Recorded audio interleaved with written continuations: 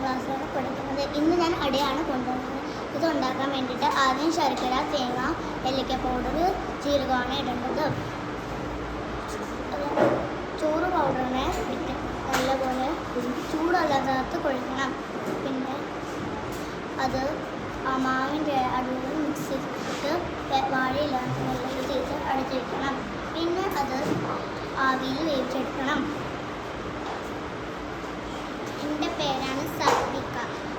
ഇന്ന് ഞാൻ കൊണ്ടുവന്നിരിക്കുന്നത് ഇഡലി.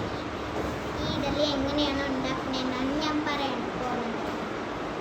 ആദ്യം 1 ഗ്ലാസ് അരി എടുക്കണം. എന്നിട്ട് 2 ഗ്ലാസ് ഉഴുന്നെടുക്കണം. എന്നിട്ട് അതിനെ വെള്ളത്തിലിട്ട് നല്ലതുപോലെ കുതിർക്കാൻ വെക്കണം. എന്നിട്ട് അതിനെ രാത്രി തന്നെ മിക്സിയിലിട്ട് അരയ്ക്കണം. എന്നിട്ട് രാവിലെ ആകുമ്പോൾ അതിൽ ഇതുപോലെ ഉപ്പിട്ട് നല്ലതുപോലെ മിക്സ് ചെയ്തിട്ട്